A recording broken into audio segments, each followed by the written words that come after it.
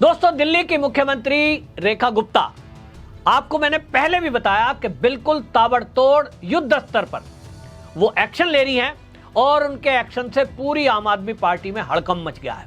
जिस तरह से रेखा गुप्ता अब एक के बाद एक आम आदमी पार्टी पर हमलावर है, उनके भ्रष्टाचार का खुलासा कर रही हैं, ऐसे खुलासे जो आज तक नहीं हुए।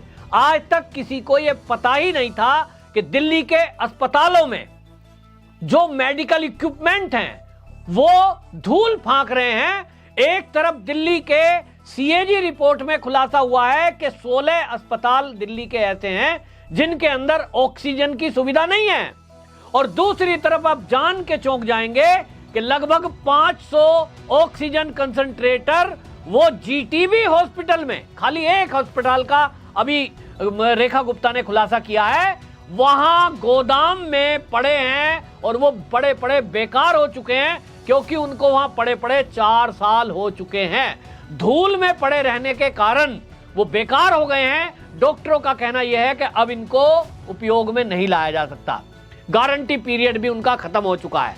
ये अरविंद केजरीवाल का जो खुलासा है, ये दिखाता है कि अरविंद केजरीवाल किस तरह का धूर्त व्यक्ति था कि जब कोरोना में लोग ऑक्सीजन की कमी से मर रहे थे, यह अरविंद केजरीवाल दिन में 6 बार प्रेस कॉन्फ्रेंस कर रहा था। और आप याद करिए, केंद्र सरकार को घेरते हुए अरविंद केजरीवाल और इनके स्वास्थ्य मंत्री सारे के सारे लोग कह रहे थे केंद्र हमको ऑक्सीजन नहीं दे रहा है। दिल्ली में जो लाशों के ढेर लगे हैं, इसके पीछे केंद्र जिम्मेदार है, क्योंकि हमें ऑक्सीजन नहीं मिल रही है।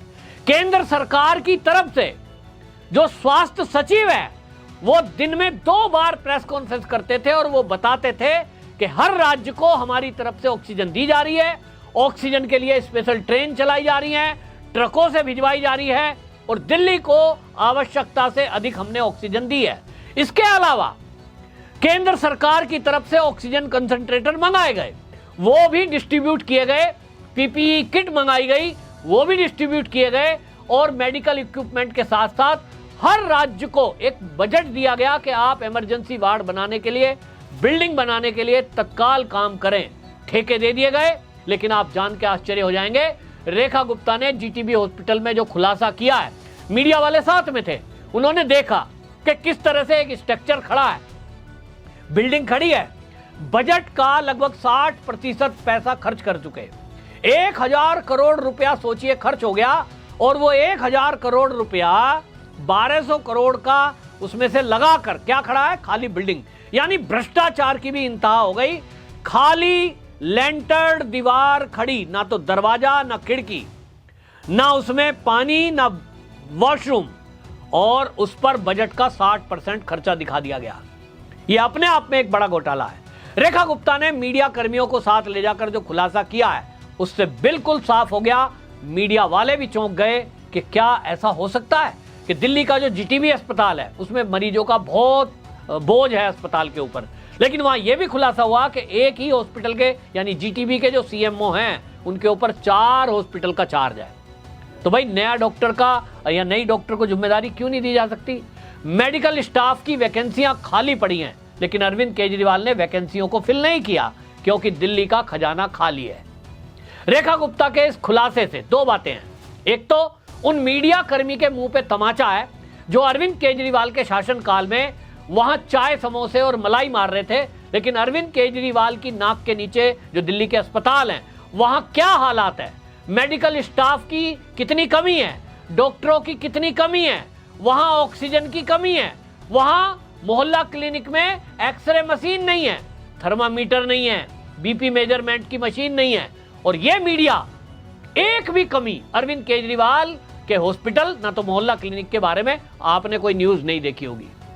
अगर दिल्ली में भारतीय जनता पार्टी की सरकार नहीं आती, तो जो आज खुलासे हो रहे हैं कभी होते क्या? निश्चित रूप से नहीं होते।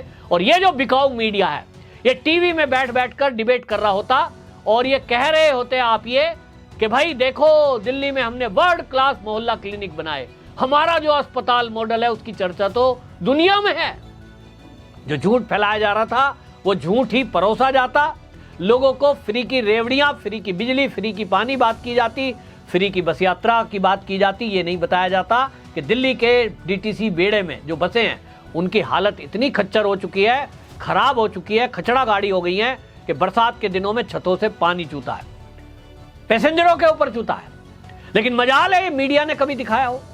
कई यूट्यूब चैनल, हमारा दा न्यूज भी ये दिखाने की कोशिश करता है, लेकिन ये दिक्कत है कि जो नेशनल मीडिया है वो कभी भी अरविंद केजरीवाल का एक भी कोई कमी हो या घोटाला उसको कभी भी दिखाता नहीं था। आज भी मुख्यमंत्री रेखा गुप्ता खुद उनको लेकर पहुंची हैं, लेकिन उसके बावजूद भी आप ताज्जुब ये है कि नेशनल मीडिया चैनल जो कि बुलाए गए थे वहां पर, जिन्होंने अपनी आंखों से कैमरे में कैद करी है, हकीकत देखी है, उस पर कोई डिबेट, कोई चर्चा, कोई आम आदमी पार्टी के नेता से आतिशी मार लेना से ये नहीं पूछ रहा है मीडिया वाला कि जी जीटीबी हॉस्पिटल में इतने कंसंट्रेटर कैसे पड़े हैं। 500 कंसंट्रेटर वहां धूल फांक रहे हैं। अगर आप इनकी सप्लाई हॉस्पिटलों में कर दो तो जो मरीज ऑक्सीजन की कमी से आज भी जूझ रहे हैं हॉस्पिटल में, भाई उनको वो ऑक्सीजन मिलेगी। जो पीपीई किट हजारों की संख्या में, एक केवल जीटीबी अस्पताल का रिकॉर्ड देखने से पता लगा है कि वहां पड़ी है, उन पीपीई किटों की तो रोज हॉस्पिटल में आवश्यकता होती है। ऑपरेशन थिएटर में जब डॉक्टर एंट्री करते हैं या जो मेडिकल स्टाफ एंट्री करता है, वो पीपीई किट ही तो होती है जिसे पहन के जाता है। पैर का मोजा, फिर ऊपर पजामा कवर करते हुए, ऊपर एप्रन पहनना, मुंह पे मास्क, सर पे कैप, ये पीपीई किट में आता है। वो पीपीई किट आपके स्टोर में पड़ी हुई है और आपके डॉक्टर उसकी कमी से जूझ रहे हैं, तो वो टेंडर दोबारा जारी हो रहा है। हॉस्पिटलों को छुट्टी दे दी गई कि आप अपने अनुसार टेंडर जारी कर लो, तुम भी खाओ हम भी खाएं। इस नीति पर केजरीवाल सरकार चल रही थी और मजाल है कि मीडिया कोई चर्चा कर रहा हो।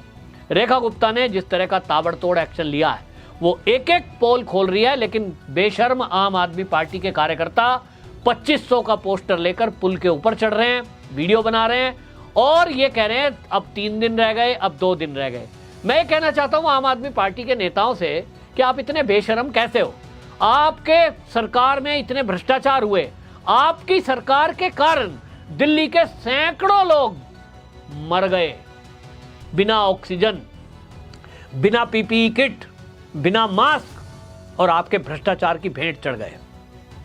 और आप बात कर रहे हो 2500 रुपए कम मिलेंगे क्योंकि आपको लगता है कि आप एक अपना नैरेटिव चला पाओगे। तो रेखा गुप्ता लताड़ लगाती है मीडिया में और वो कहती हैं नैरेटिव तो हमारा ही चलेगा। ये आक्रामक तेवर रेखा गुप्ता के ये बता रहे हैं कि ये आम आदमी पार्टी वाले कितने भी पोस्टर बैनर लहरा लें, कितना भी धरना प्रदर्शन कर लें, रेखा गुप्ता के सामने इनकी एक नहीं चलने वाली है।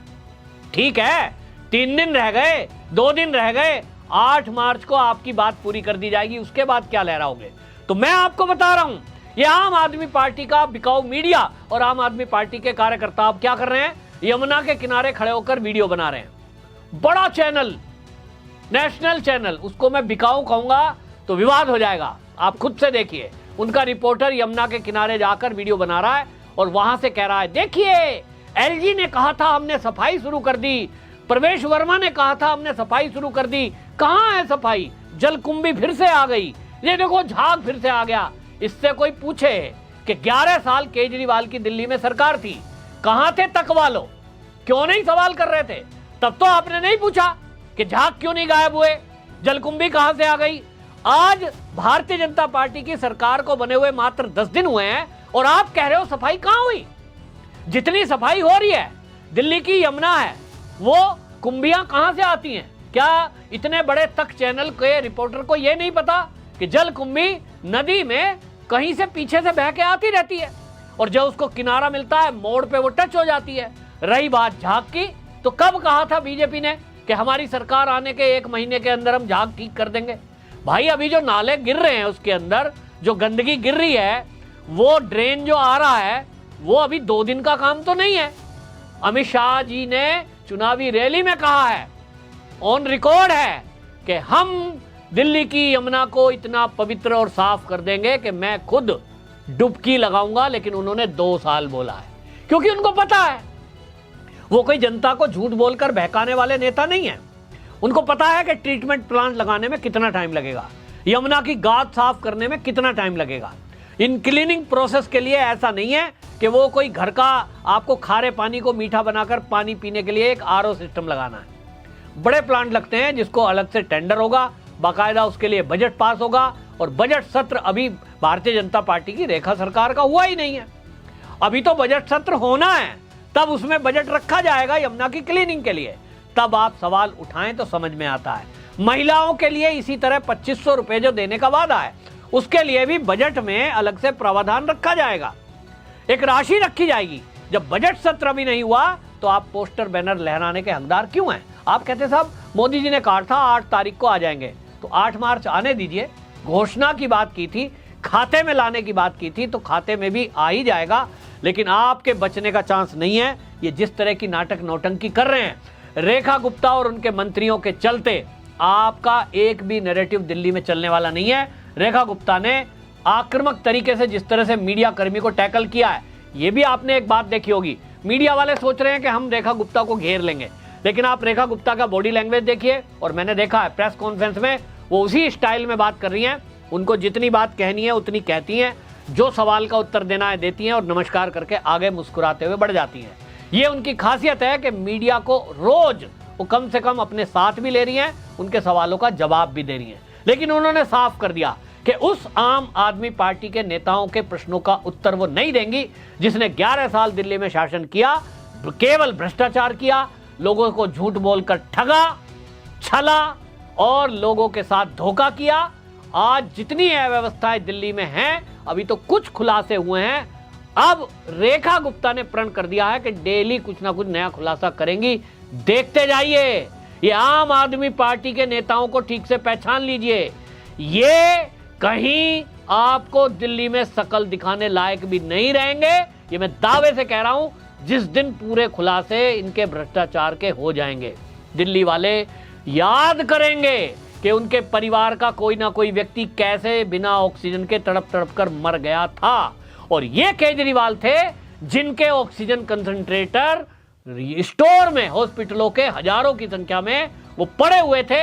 इन्होंने डाल रखे थे जानबूझ के, एंट्री किसी की वहां नहीं थी, ताकि ये केंद्र सरकार पर आरोप लगाकर मोदी के विरुद्ध एक षड्यंत्र करके दिल्ली के लोगों को एक नैरेटिव खड़ा कर दें और दिल्ली में फिर से एक बार ये चुन कर आ जाए।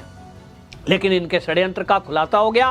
केजरीवाल को दिल्ली में जिन्होंने वोट दी है, अभी वो पछताएंगे कि हमने भारतीय जनता पार्टी को मात्र 48 सीट क्यों दी। इस तरह का भ्रष्ट और छलिया व्यक्ति जिसने इस तरह का महापाप किया हो, ये महापाप है, क्योंकि केजरीवाल के भ्रष्टाचार के चलते, ये भ्रष्टाचार भी नहीं है, ये तो बहुत बड़ा एक षड्यंत्र है कि आप ऑक्सीजन की मांग केंद्र से कर रहे हो, मीडिया में आकर रोज कह रहे हो, और आपका ऑक्सीजन कंसंट्रेटर मशीन जिससे ऑक्सीजन बनती है वो आपने स्टोर में ताला लगा कर रखा हुआ है। ये तो ऐसा हो गया कि कोई अपने घर में रसोई का ताला लगाए और फिर मीडिया में आके चिल्लाए कि भूख लग रही है, माँ हमें रोटी नहीं दे रही है। अरे भैया, ताला लगा रखा है, ताला खोलो, माँ को बनाने तो दो। तो ऑक्सीजन कंसंट्रेटर वही काम करता है, ऑक्सीजन बनाने का काम, वो मशीन है। लेकिन इन्होंने उस मशीन को डॉक्टरों तक पहुंचने ही नहीं दिया, ताकि लोग मरें और वो मोदी को बदनाम करें। ठीक उसी पैटर्न पे जैसे किसान आंदोलन इन्होंने खड़ा किया, इनको ये था इनका षड्यंत्र कि दिल्ली पुलिस उनको मारे और उनमें से कुछ मरे तो हम कहें देखो जी मोदी जी ने गोली चला दी, मोदी किसान विरोधी है, और ये षड्यंत्र इन्होंने करने की कोशिश की थी। ये इस तरह का षड्यंत्र है, इसके लिए अलग से एक एफआईआर होनी चाहिए।